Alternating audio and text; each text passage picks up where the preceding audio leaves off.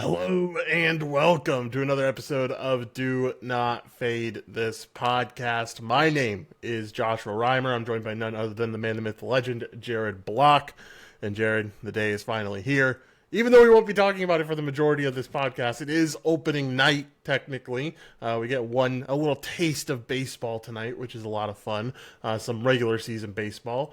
Jared, how you doing? I know you're excited about MLB, but the talk before the show, surprising, the most shocking thing I've heard from you probably in a while, is that you like the NBA slate more, which is pretty Yeah, crazy. yeah, I've been trashing NBA for the past month and a half, and even on this week. But yeah, it's ironic. I said it last night in the chat. It's ironic how we're like a couple days away from the NBA or from the MLB card starting, and things are going really well in the NBA. Like my flag plant was sweat fruit. James Harden last night. LaMelo hit 6 threes, including like a 60-foot pull up, basically, which is what it was. So yeah, like things are hitting this week. We have a 12-game card because of opening day stuff tomorrow. A lot of teams taking off tomorrow for the NBA scheduling wise. Lots going on. The injury report's packed. There are some really good spots on the slate and some injuries that help those spots. So yeah, from in a nutshell, it's kind of good. I think that we will talk baseball, so I'll leave it at that. We'll get into it because your team plays tonight, and we got to talk about what a one-game island situation on Netflix looks like for opening day. And on top of that, we should also, before we start the show, let everybody know that we have a MLB special running right now through the first week of the regular season. It's $3.33 for Trinity purposes for your first month. And then, yeah, you basically just try us out. We have a lot of new stuff down the pipeline that we're excited to roll out over the next couple of days here. But yeah, it's going to be a spot where I'm really excited heading into a season. I don't think I've been more excited to head into a season. I say that every time we come around, but I truly want to state like how much forward I've been looking into for the MLB season. To put in a lot of preseason work, preseason effort, as have you, and we recorded all those shows which are on YouTube, Spotify, and Apple. So if you're interested in getting a deeper dive for MLB purposes, you can check out all the free stuff that we have for division by division previews. Yeah, did I miss anything? I think we're good to go. No, I was just going to tell people this is how the show's going to run down. I know people probably want to hear about MLB. I'm sure people want to hear about NBA too. So we're going to do our normal show for NBA, maybe a little bit more streamlined, only cover a few teams for implied totals, so on and so forth. We'll try to make the NBA experience, around 30 minutes or less, like we tend to do. And then after NBA, we're going to spend 5 to 10 minutes on the MLB slate. Starting not tomorrow. I don't think we podcast tomorrow because it's technically like a full afternoon slate, No. and if we podcast at 4 like we do right now, it wouldn't make any sense. We would have to podcast earlier. It doesn't really work into either of our schedules. So we'll be back with the MLB podcast on Monday. But that's when our full switchover will be for podcasting. Will be on Monday when we'll switch over to the MLB show again. But yeah, last NBA show. Bittersweet. And like you said, we're 100% right. We've kind of been cooking at NBA. Like I know we're both. I know I said I'm kind of more excited to. I've liked NBA quite a bit recently. I know you're more excited to move on. But like you said, we have been cooking. Like we've had 4 straight really good days. Even Monday, I didn't end up doing anything yesterday because there was only 4 games. It seems like you had it handled. But Monday, my flag plant just came up short. Luka didn't come through for like the 9th straight time, which was upsetting. But Well, it he is what it did, is. but he fell short by a bucket, right? Yeah, So, like, yeah, very true. But Alper and Şengün cashed his full ladder, which was pretty awesome. And honestly, I should have done it up to like 50 or something because I think he almost had like 60 PRA or something that game. So, yeah, well, it's been a very good NBA last few days for us, and hopefully we can keep that chugging along here. And we'll talk about MLB a bit later. So, Jared, if you're ready, I'm ready. Let's get into the slate like we always do and talk about some injuries.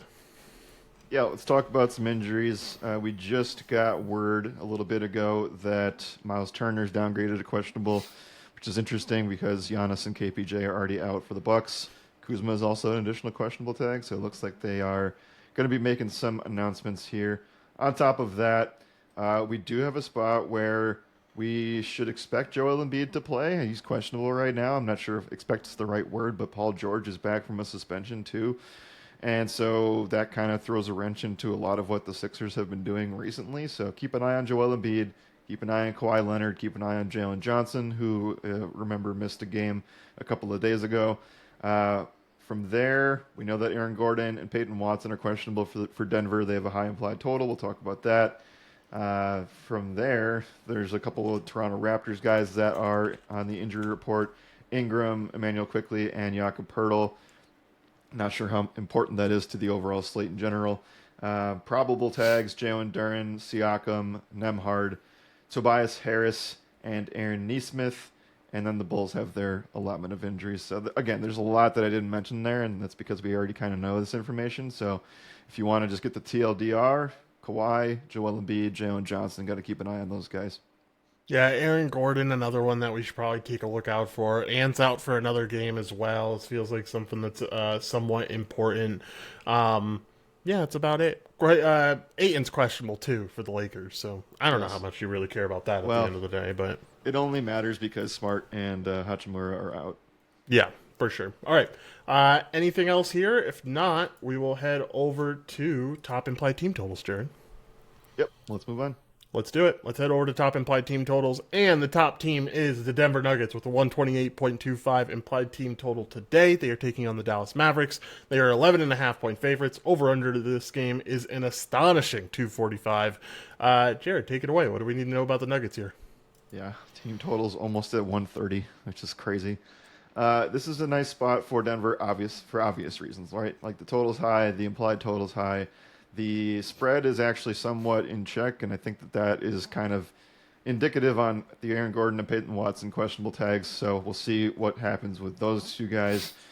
But this is just like the Joker smash spot, right? I think that you can kind of run into maybe a little bit of blowout risk here, just given the peripheral stats and where his markets are going to be today, because they're sky high.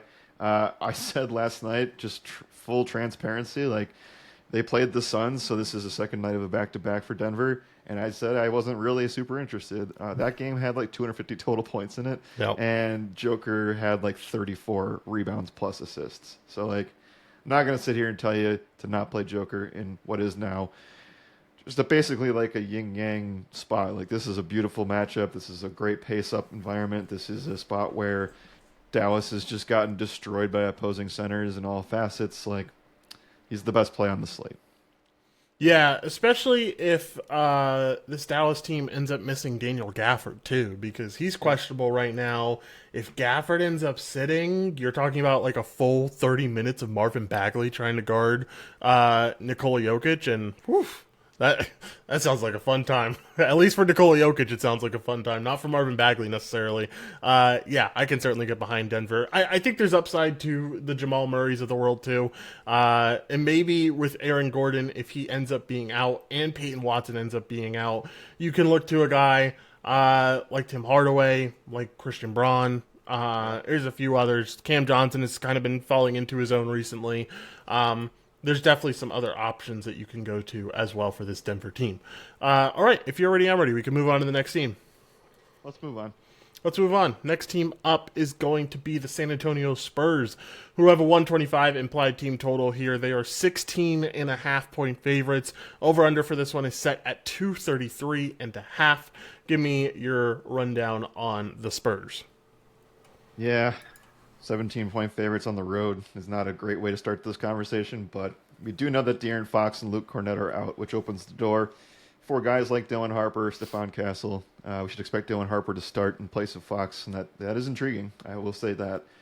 This is a pace-up situation. We know that the Memphis Grizzlies are a bottom-5 defensive rating team.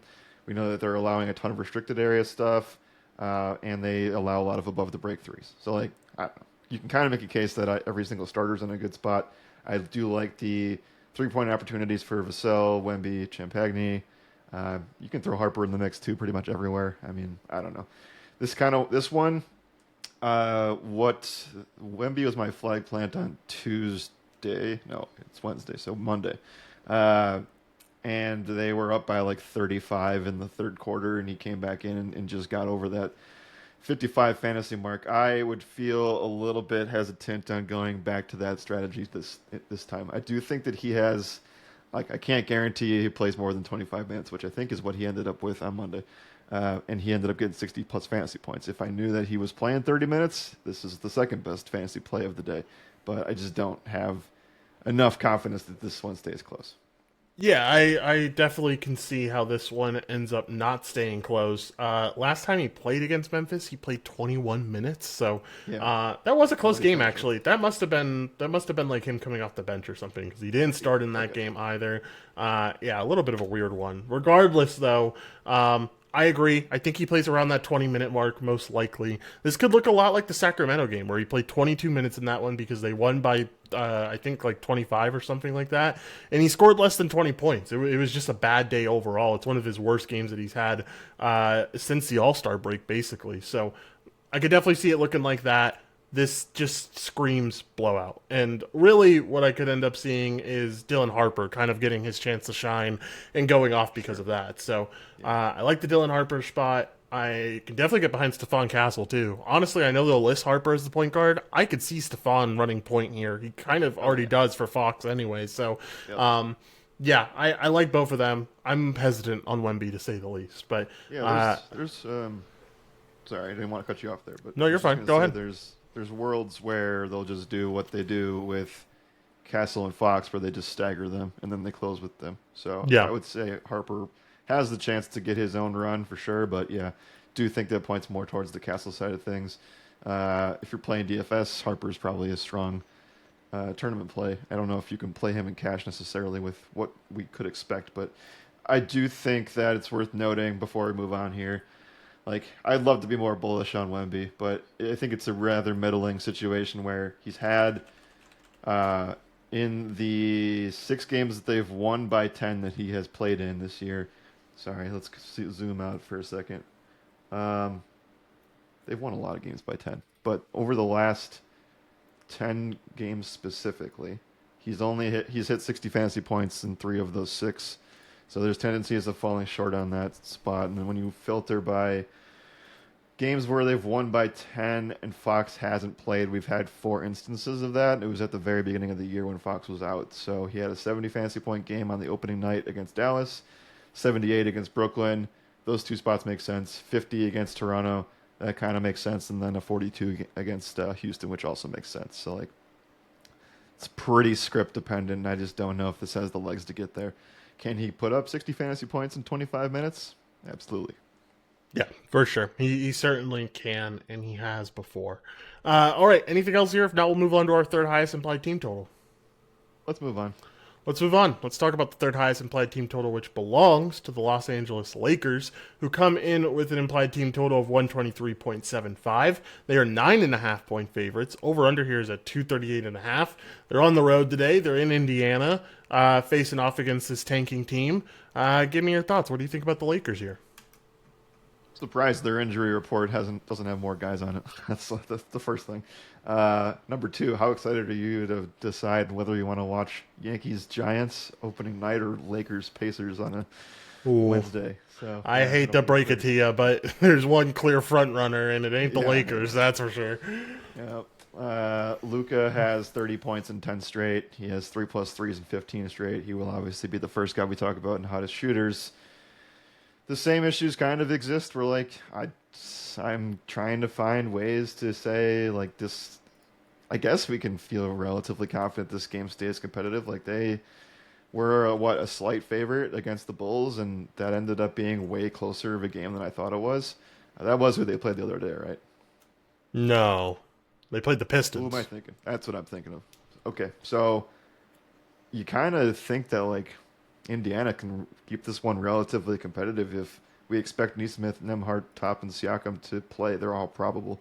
So, with that said, like, I do think that when this comes to his own conversation, it's not the best 3-point spot for Luka whatsoever. But I did the math already on the rundown, and he's averaging like 16 plus points in the interior zones over the last 2 weeks, and that's where you can attack Indiana. I think this is also an interesting LeBron James scoring spot, though I don't know.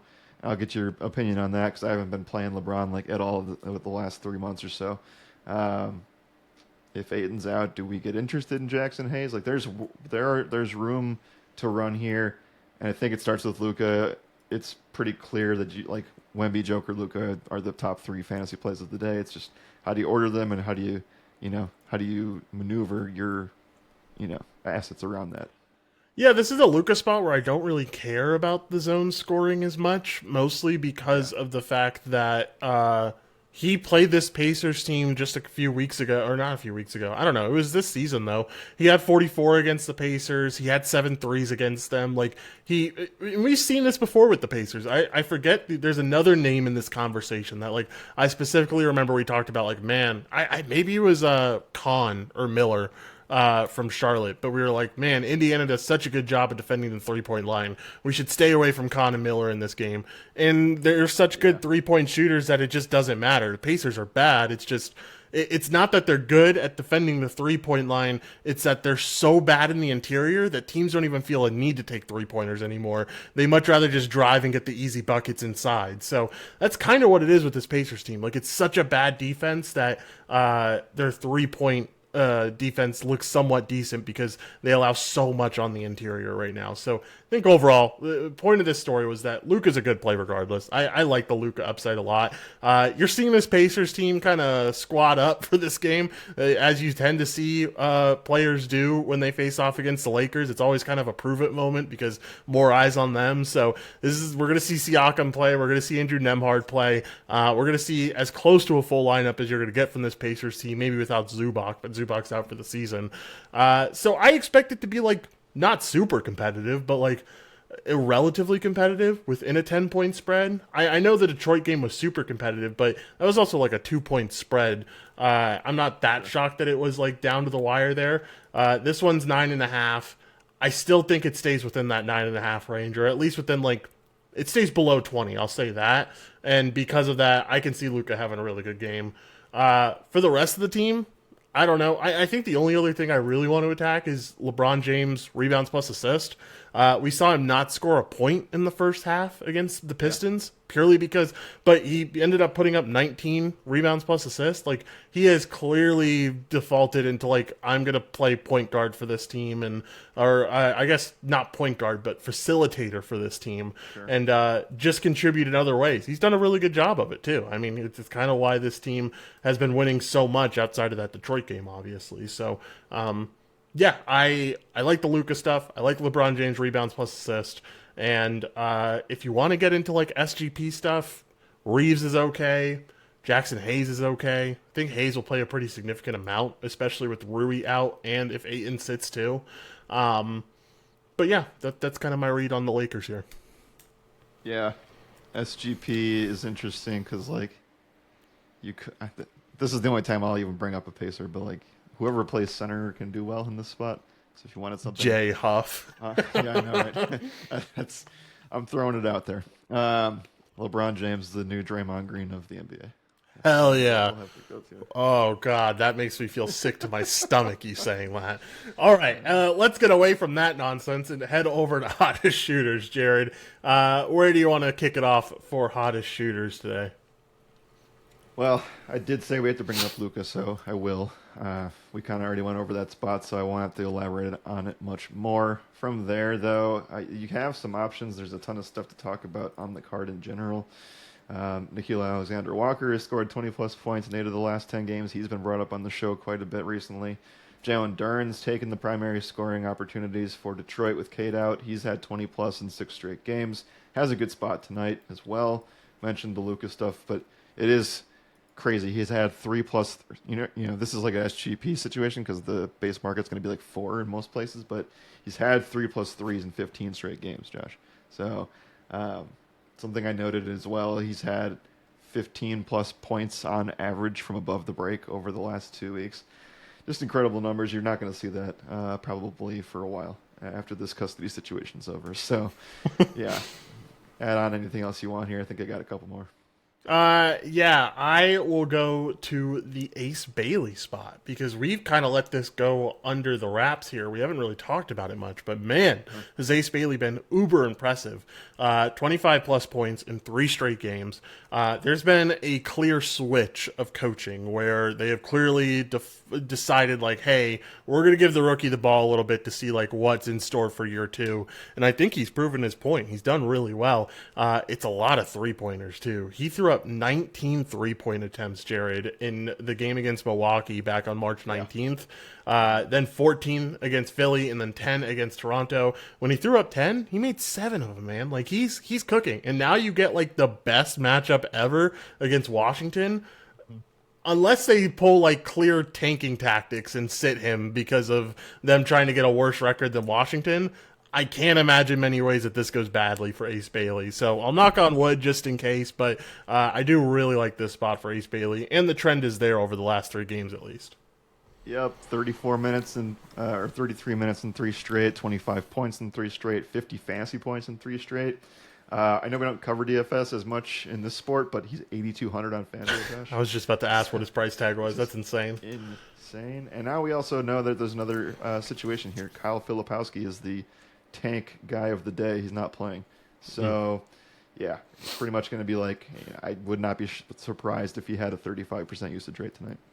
Yeah, dude, what is this lineup that I'm looking? Elijah Harkless is going to be starting point guard. That's so gross. Elijah Harkless, Oscar Tshiebwe, and then Cody Williams is questionable, so we might see John Conchar. Yeah, it's my gosh, what a joke. Okay, hey, and who knows? Kevin Love might play a few minutes at the end of the game. All right, where else we going for hottest shooters, Jared? Yeah, now that he's actually playing, I can actually talk about it. He has played recently. The Pacers, in general, have been playing in these games, and Siakam has had 22-plus points in 6 of their last 7 contests, so I like it from that angle as well. What else do I want to cover here? Bucelis and Trey Jones have been the hot guys for Chicago. Josh Giddey kind of falling back in terms of the point scoring, but he's had 19-plus rebounds and assists in 8 of the past 10 games. This changes tonight, but like VJ Edgecombe was rolling recently, 33-plus PRA in 4 of the past 5. What was the crazy stat? You know what I'm talking about, right? Edgecombe had a game where like, I gotta go find this. So you keep going, and I'll find the stat. Oh gosh, I don't have anything else. I'll look real quick though. Hold on, I'll take a look. Oh, I got the stat. Go for it. It is VJ Edgecombe just had the most points in his previous game with 0 free throw attempts in the entire NBA season. No one has ever done that. So I've never seen that, or I didn't see that yet. That's crazy. 35 points with 0 free throw attempts has not happened this year in the NBA. Wow, that is insane. All right, you got anything else here for hottest shooters? If not, we'll head over to round table. No, we can move on. All right, let's move over to round table. For those who don't know how it works, Jared and I bring some of our top plays to the table. Those plays are in different statistical categories, and those categories are points, rebounds, and assists. Jared, I'll let you go first. Where do you want to go? Well, I'd like to go to any guard that's playing the Bucks. Not sure if I can necessarily... Of course. Of course. No, it's fine. It's fine. Take it. I'll find something else. Well, who is it going to be?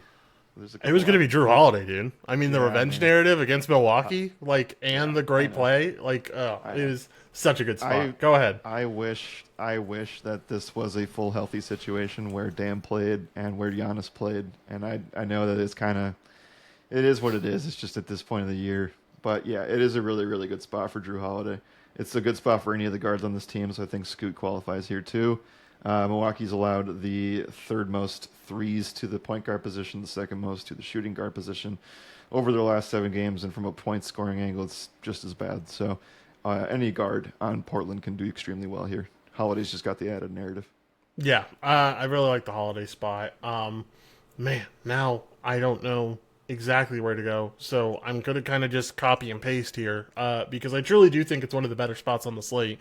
Ace Bailey scoring is insane. Like, I already went over some of the shot attempts, but he's also chucked up 20 shots in each of those 3 games that we talked about. He's getting to the free throw line consistently as well. He's also contributing in other ways too, but obviously this is a point scoring segment. The DVP, I mean, it's going to be good for anyone against the Wizards just because of how bad the Wizards are. But like that checks all its boxes as well. Yeah, the Ace Bailey spot, when it comes to points, it's hard to point to anyone else. When you're chucking up 19 3-pointers, you're going to have a lot of success. And then you also play against the worst defense in the NBA. It gets to be a pretty exciting spot for Ace Bailey overall when it comes to points. All right, rebounds. Where do you want to go, Jared? For rebounds, you can go a variety of directions. What I think I will do is try. Let me throw a scenario at you here because I do think that Philly has been the worst defense in the NBA against the center position recently, these last 2 weeks. I'd be a little bit hesitant to go here with Nick Richards if Embiid is playing and is in, but he's only going to be playing probably 25 minutes if he plays, right? So I haven't seen anything on that. I'm just guessing, but it's been a while, and I don't think he's good for 30 minutes here. Does that scare you at all with the Nick Richards spot, who clearly has taken the lead in terms of who's the center for Chicago right now? Would that scare you off? No, I don't think it would scare me off. I still get excited about the spot. Like you said, this is just a bad defensive team on the interior. So, like, I think it's a good spot for Nick Richards, regardless if Embiid plays. And if anything, Embiid's probably going to be a little bit slow on the defensive end because he is injured and he doesn't want to get injured again. So, or more injured, I guess, is the way to go about things. Yeah, I think that the Nick Richards spot is really solid. Okay. I am going to go to this spot for Alperen Sengun. This Timberwolves team is just giving up a bunch of rebounds to the center position over the last 7 games, and Sengun has kind of dominated Gobert in this category. Over the last 6 games, Jared, he's had 10-plus rebounds in each of those 6 games against the Timberwolves. And in the game this season against the Timberwolves, he had 14 rebounds against Gobert. So, yeah, he had 21 rebound chances in that game. I expect this one to stay close. I really like the Sengun spot. This should feel like a playoff environment. These two teams are like seated right next to each other. I think Minnesota's 5 and Houston is 6. So, yeah, this is going to be a battle between these two teams. And I think Sengun's going to be a big part of that, especially after his performance in the last game where we saw him go absolutely ballistic. Yeah, I like that game quite a bit as well. Let's see. I think the matchup is really good in general for both spots in this game. I'll stick with the Chicago and Philly side. I think you can play the Edgecombe game if you'd like and go with assists because the matchup is kind of a streamer situation. I do worry a little bit about what Paul George playing does to this. Whether or not Embiid's back is another thing to worry about, and how or what Edgecombe's role becomes at that point. So I will not use him for this. But I will use Josh Giddey, who's had, like I said, 13-plus assists in 5 of the last 7 games. You kind of got to throw the Toronto game out the window. That was one of the best teams against point guards in terms of peripheral stats, so I do kind of just put that one away.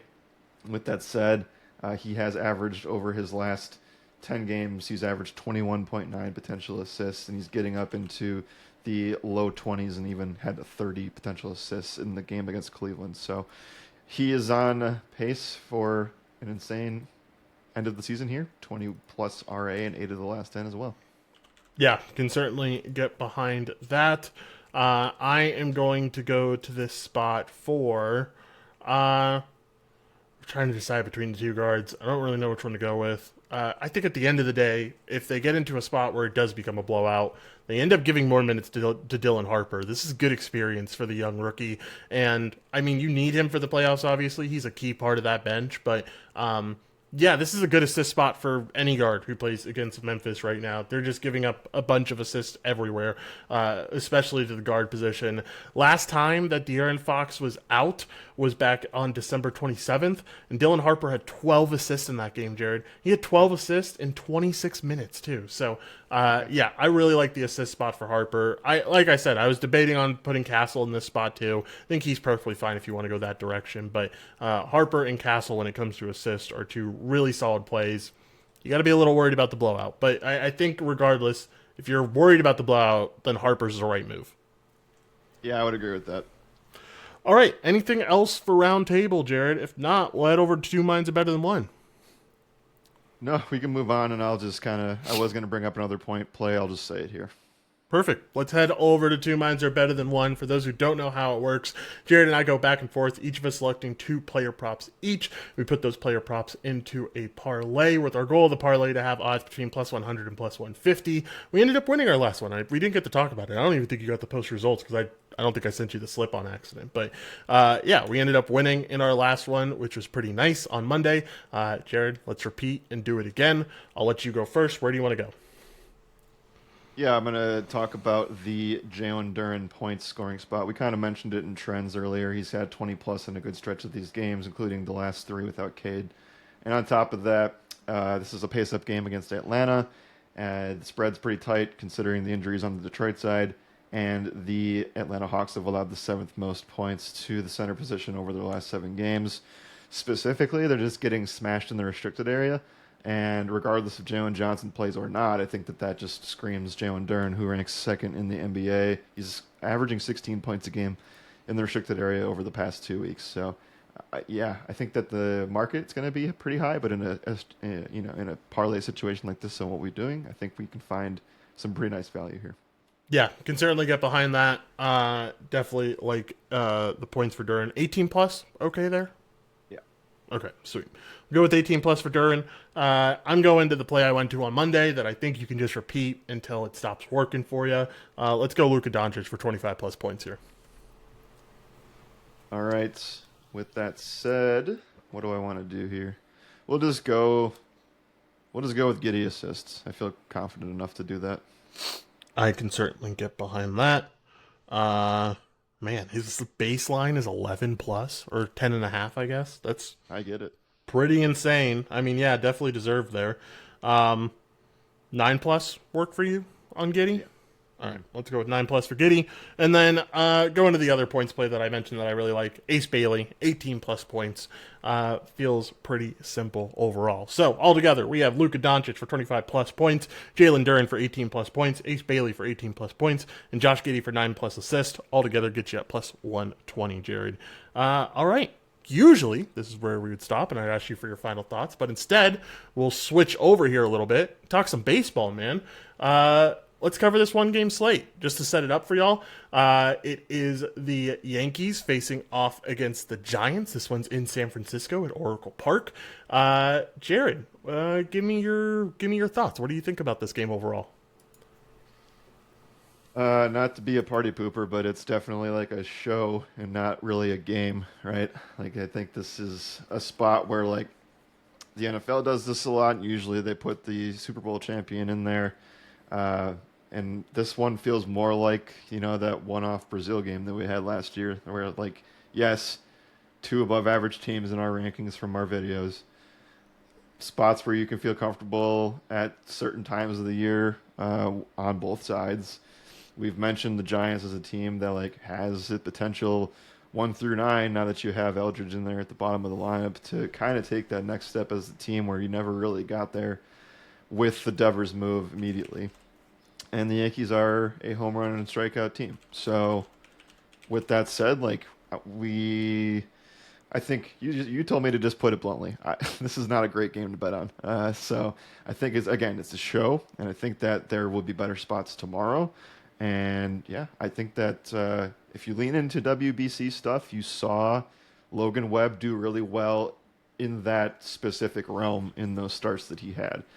They weren't stretched out starts either, right? He was only going 3 to 4 innings for those. He is fully stretched out now, and I looked in the past. This is his 5th start on opening day, and he has gone 6 innings in 3 of those 4 first ones. He fell short last year because he ended up giving up a couple runs, and they didn't want to extend it, and they played matchup and went to the bullpen. So I don't want to get too out of play here because you just asked me for my thoughts, and that's kind of my initial thoughts on all of this. Haven't brought up Judge yet, so you can go with that. And how are you framing this? Do you look at WBC? Do you care about spring training? Because both starting pitchers kind of had, less than stellar springs. Max Fried didn't do well in spring.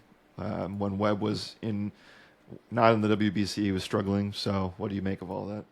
Yeah, I don't know how much to really. I was talking to you about this. I mean, we were kind of briefly, both of us discussing, like, wow, how much do you really pay attention to spring training at the end of the day?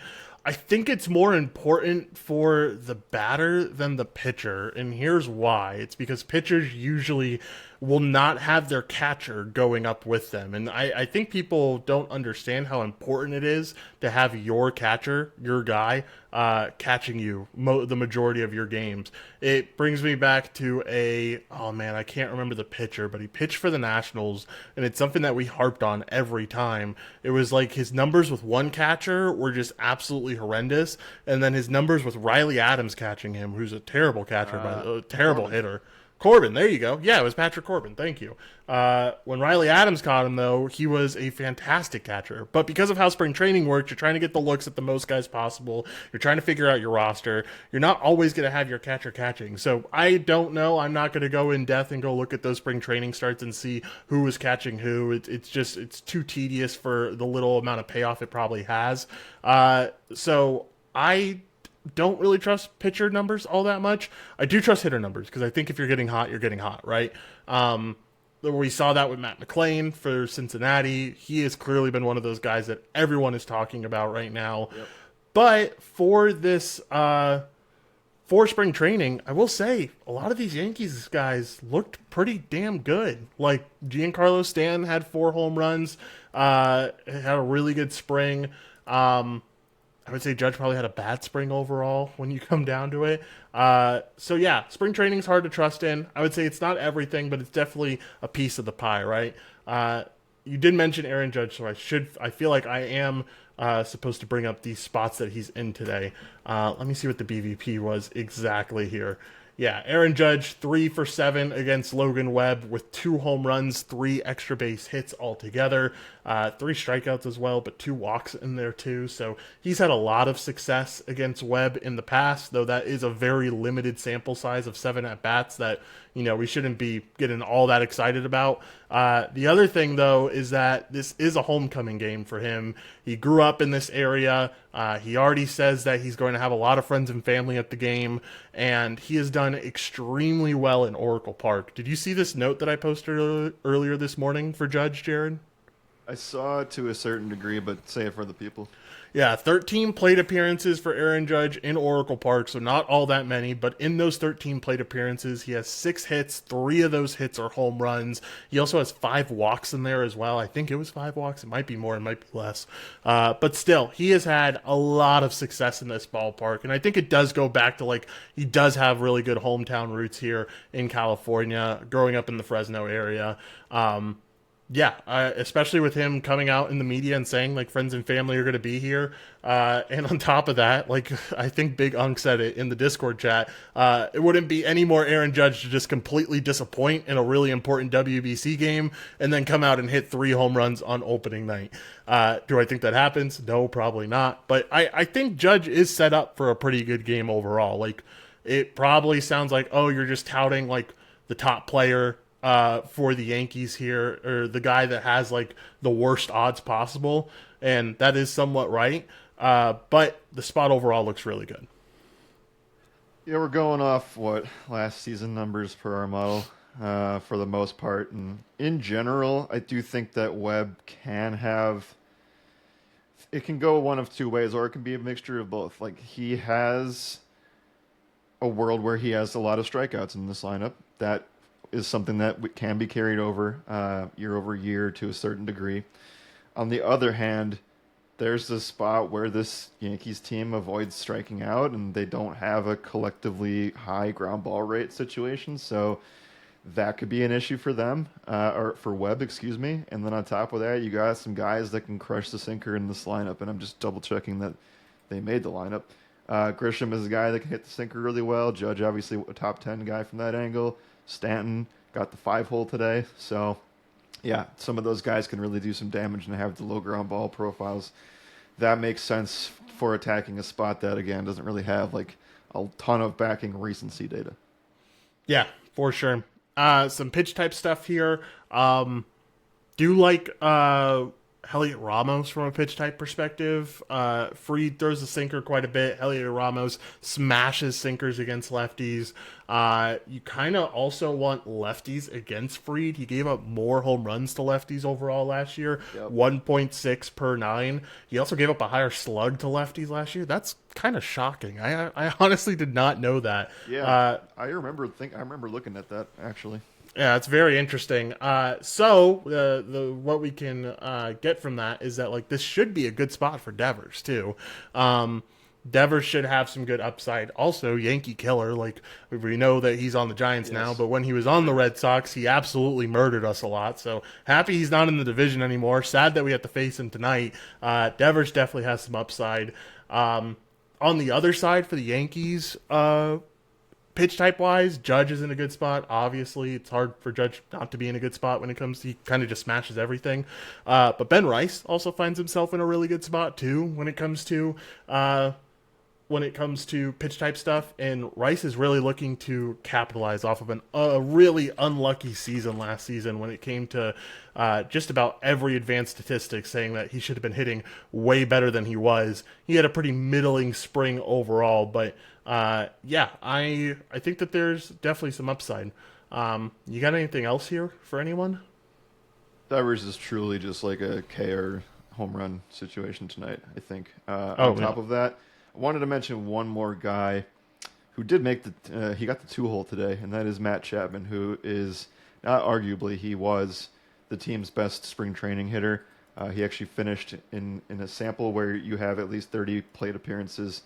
He finished 15th in MLB with a 216 WRC plus. So also the K rate was under 11%. How much of that actually really matters, considering the opponents that he had, not sure. But he is seeing the ball extremely well, and this is a big bounce back year for him too. Like we mentioned on the NL West show, a lot of these guys have 25 plus home run. I think we said 30 plus home run ability, and they just all fell short last year from that angle. So like I do think that the Giants, if you want to be optimistic, I know we have some Giants fans in the Discord, like you have a really good line up top to bottom. It's just your main guys just got to get going, and they didn't at the right time last year. Yeah, for sure. Stan had a pretty good. I already mentioned this, but Stan had a pretty good preseason, or not preseason, spring training. Excuse me. 135 WRC plus. Like I already said, had 4 home runs as well. 395 weighted on base average. This is a good pitch type spot for him as well. At least when you take over the last few years sample size, where he has done pretty well against the sinker. He's the second best hitter on this team against the sinker, and that is Webb's primary pitch. So that and the changeup. Let's talk about other BVP plays really quickly, and let me get your thoughts on those. Of course, I sent you the link, and I don't have it up myself. I know Cody Bellinger has been extremely cold against Logan Webb. He's 6 for 29 against Logan Webb.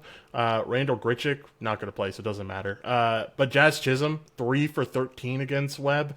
Also 7 strikeouts for Jazz. Any other BVP spots you want to bring up really quickly?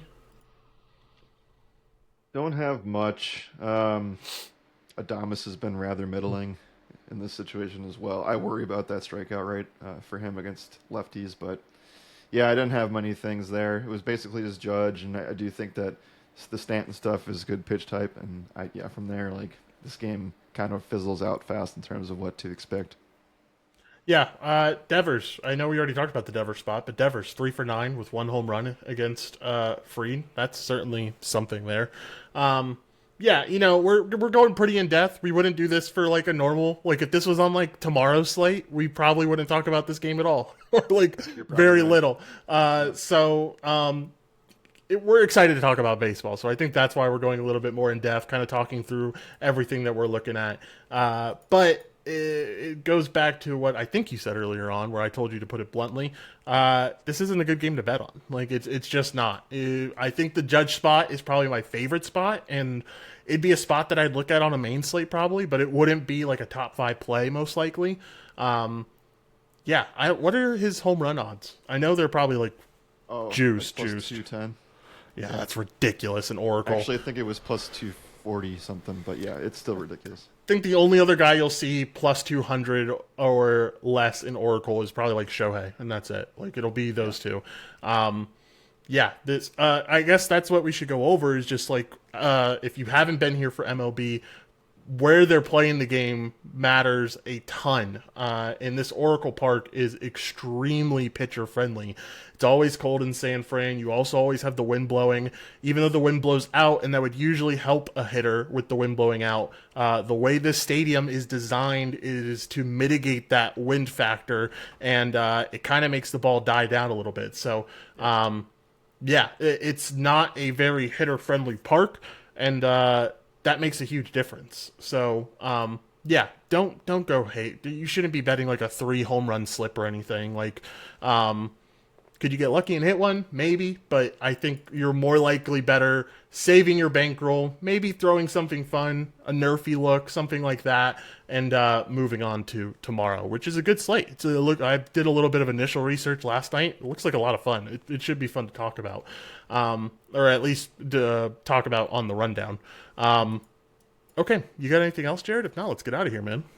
Yeah, I got 2 things. Number one, we have our MLB special running. So if you tuned in late to the show, it's $3.33 for your first month. You can find that in the link in the bio in my profile as well as the Trinity Analytics profile. And then number 2, I'm ending with some fun facts, Josh, because I don't know how much we'll be able to talk about it or not, considering I don't know if this guy's starting tomorrow. So with that said, this is, number 1, a former Giant or Yankee. I won't say he played for both teams, but he did play for one of these teams tonight. He had, out of all MLB players that had at least 30 plate appearances in spring training, he led the MLB with a 1.725 OPS and a 311 WRC+. Can you name that former Yankee or Giant? Oh my God, 311 WRC+. He's not on either team anymore, but he did play for one of them. Dude, that talk about throwing me for a loop at the end of the show. I can give you one more hint that might give it away, but it's at least fun. Go for it. Give me one more hint, because I don't think I'd hit it right now. He has the same initials as my initials. JB.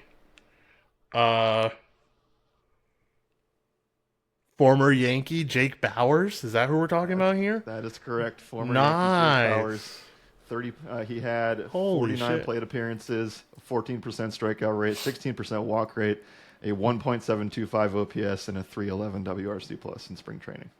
Is he with the Brewers now? He is with the Brewers. That's fun. That's a good time for you. 7 home runs. There were 3 guys with 7 home runs in spring: Jake Bauers, Shea Bangaliers, and Matt McLean.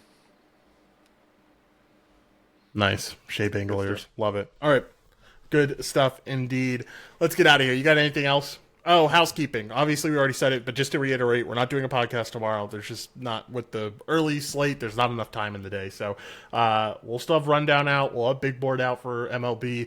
And we will also have a formal announcement. We've kind of already teased what we're doing. We did it on the show. I've done it in Discord a few times. But we'll have a formal announcement of how NBA and MLB will be structured throughout the rest of the NBA season in terms of what you guys will be getting on the NBA side. Because our focuses are shifting, but we don't want to leave you guys in the dark for NBA. So there still will be content there. All right. Now, you got anything else? If not, let's get out of here, man. I'm all set. All right. Thank y'all for listening. As always, my name is Joshua Reimer. We will see y'all next week.